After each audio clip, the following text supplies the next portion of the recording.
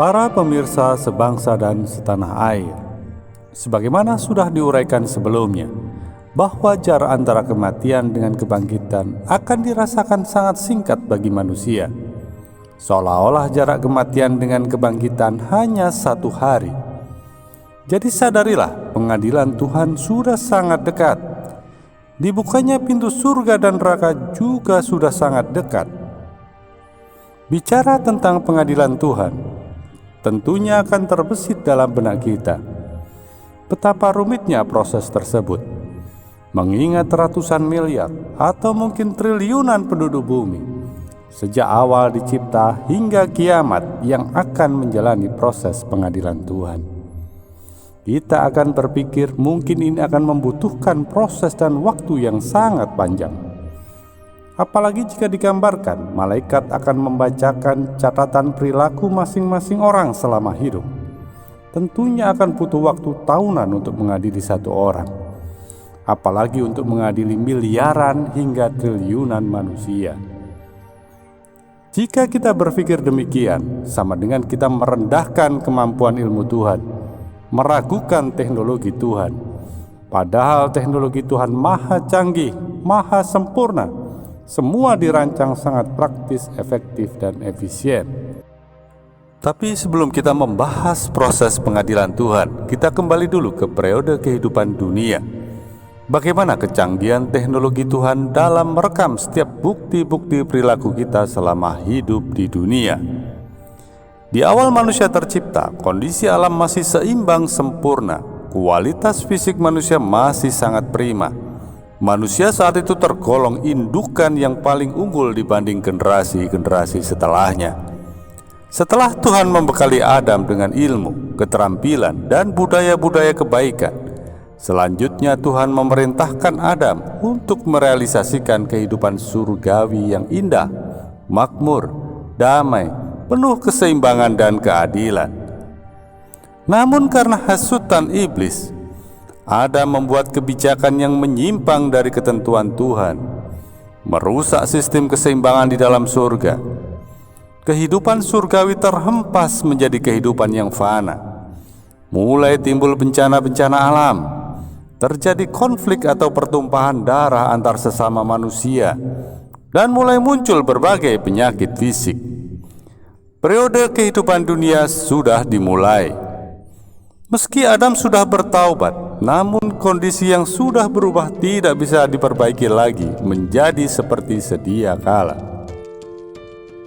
Dan semua kesalahan dan kerusakan tersebut diturunkan dari generasi ke generasi hingga sampai ke kita saat ini.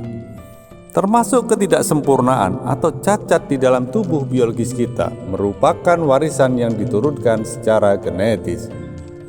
Dalam perspektif lain, ini bisa dikatakan sebagai dosa waris, yaitu sebuah kesalahan dan kerusakan, termasuk adanya potensi penyakit degeneratif yang secara genetis diwariskan secara turun-temurun, dan semuanya berpangkal dari Adam. Sebaliknya, jika suatu nilai-nilai kebaikan maupun kualitas fisik yang lebih unggul diwariskan secara turun-temurun, itu bisa dikatakan sebagai pahala waris. Oleh karena itu, manusia sejak lahir harus dibersihkan dari dosa waris. Tidak bisa sekedar dibaptis, tapi harus ditindaklanjuti dengan pengajaran dan pembiasaan nilai-nilai kebaikan dalam hidupnya. Nilai-nilai kebaikan yang sudah melekat dalam kehidupan manusia secara otomatis akan merubah potensi tabiat-tabiat buruk yang ada dalam dirinya.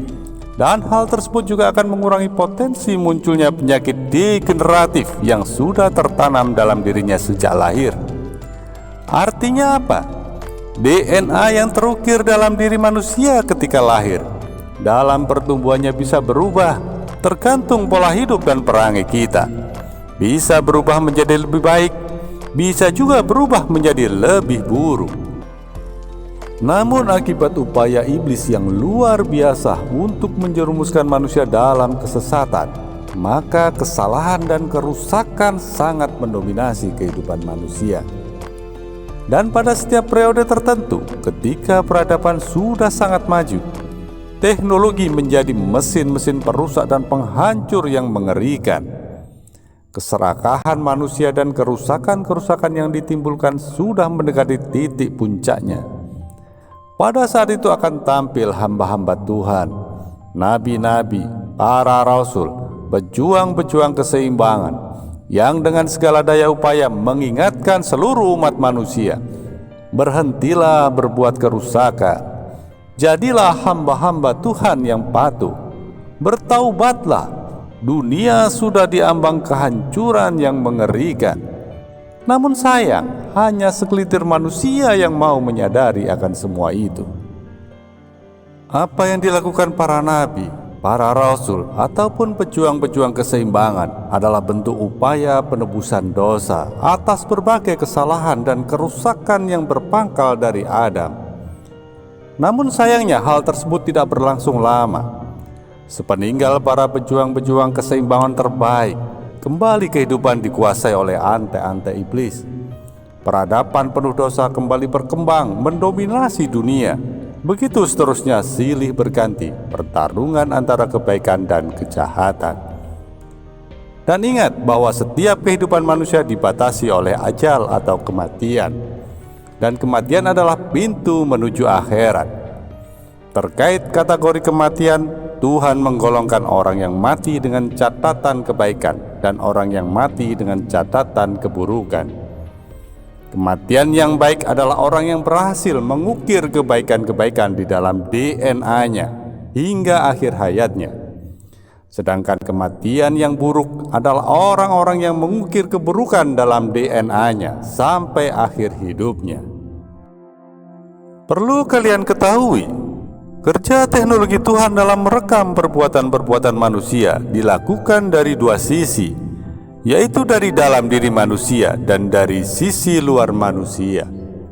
Proses rekaman dalam diri manusia dilakukan oleh DNA, yang merupakan microchip maha canggih yang tertanam di dalam inti-inti sel manusia. Dan hasil rekaman akan divisualisasikan saat manusia kelak dibangkitkan di periode kehidupan akhirat. Sementara rekaman alam akan bekerja menyimpan gelombang-gelombang energi yang dipancarkan oleh setiap gerak kita, ucapan-ucapan kita. Bahkan alam mampu merekam pancaran gelombang energi dari apa yang sedang kita pikirkan di dalam otak kita. Dan semua rekaman tersebut tidak akan pernah meleset atau rusak, karena selalu dijaga oleh para malaikat. Nah, bagaimana dengan proses orang-orang yang bertaubat dari kesalahannya? Ketahuilah, taubat bukan sekedar pekerjaan mulut. Tidak cukup dengan mengucap istighfar ataupun melakukan pengakuan dosa, tapi harus ditindaklanjuti dengan perbaikan secara menyeluruh atas kesalahan-kesalahan perilaku kita. Dibutuhkan dorongan energi yang kuat dan maksimal untuk membuat perubahan. Dibutuhkan pengorbanan yang sangat besar, baik jiwa, raga, harta benda, dan tahta. Semua harus dikerahkan untuk melakukan kebaikan-kebaikan dalam seluruh aspek kehidupan.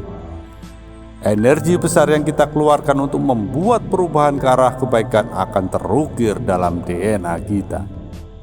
Tapi ketahuilah, meski perjuangan besar yang kita lakukan tidak sempat memperbaiki fisik kita, belum mampu memperbaiki kondisi kehidupan kita, bahkan membuat kita semakin lemah akibat kehabisan energi, bahkan sampai kita meninggal dunia, semua energi positif yang kita kerahkan tetap akan terlukis dalam DNA kita dan terekam di dalam alam. Inilah yang disebut dengan taubat yang sesungguhnya, taubat yang diterima oleh Tuhan. Dan seandainya kita meninggal, inilah yang dinamakan dengan mati dalam kebaikan. Dan pada saatnya periode kehidupan dunia ditutup dengan membinasakan semua kehidupan. Kemudian Tuhan mulai membuka periode kehidupan baru, periode kehidupan akhirat. Manusia akan kembali dibangkitkan. Ingat, kematian dan proses kebangkitan itu sangat singkat, seolah-olah hanya terasa sehari kita mati, lalu sudah dihidupkan kembali. Dalam proses kebangkitan manusia, sebenarnya pengadilan Tuhan sudah mulai dijalankan. Pengungkapan bukti-bukti keburukan dan kebaikan yang terekam dalam DNA setiap manusia berjalan seiring dengan proses cloning atau pembentukan bagian-bagian tubuh manusia.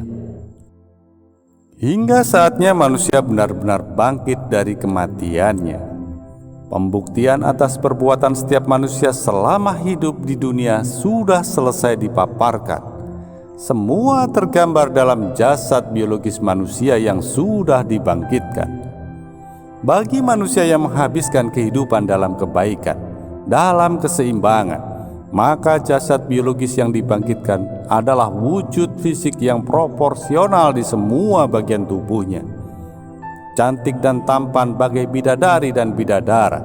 Kecantikan dan ketampanan yang abadi, tak lekang oleh waktu, tak luntur oleh umur.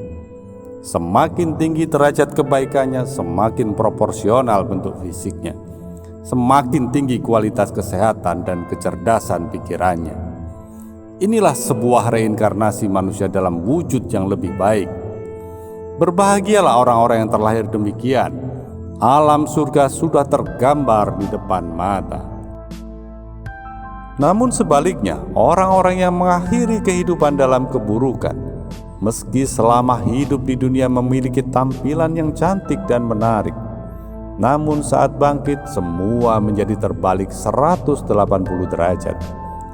Rekaman keburukan yang terpatri dalam DNA merubah kecantikan dan ketampanan, berganti menjadi penampakan yang buruk bagaikan monster. Tampilan buruk pada wajah, mata, mulut, badan, tangan, kaki, dan anggota-anggota tubuh lainnya, semua menggambarkan keburukan yang pernah dilakukan oleh anggota-anggota tubuh tersebut selama hidup di dunia. Kalaupun ada yang protes, masih ada backup dari rekaman alam. Alam seperti mesin rekaman yang maha canggih yang bisa memvisualisasi perilaku setiap manusia selama hidup di dunia. Jadi Tuhan dengan kecanggihan teknologinya sudah mempersiapkan banyak alat bukti yang maha valid dan objektif untuk memvonis seseorang. Pengadilan Tuhan akan berjalan sangat singkat, karena saat bangkit secara otomatis manusia sudah terbelah menjadi dua golongan, yaitu golongan manusia yang baik dan golongan manusia yang buruk, yang semuanya sudah tergambar dalam tampilan fisik mereka. Yang mempunyai tampilan fisik yang baik, bersih, dan harum akan berkelompok memisahkan diri dari yang tampilan fisiknya buruk, kotor, dan berbau. Golongan yang baik akan diarahkan menuju surga, habitat yang ideal untuk manusia. Sementara golongan yang buruk langsung digiring menuju neraka, ruang yang penuh siksa dan penderitaan. Jadi tidak ada yang sulit bagi Tuhan, semua sudah dirancang dengan maha sempurna. Demikian pengadilan Tuhan, pengadilan yang digelar setelah kematian, pengadilan yang sangat singkat tapi maha objektif. Nah, setelah kita mengetahui bagaimana pengadilan Tuhan dijalankan, selanjutnya bagaimana kita bisa tergolong orang-orang yang selamat sampai ke surga?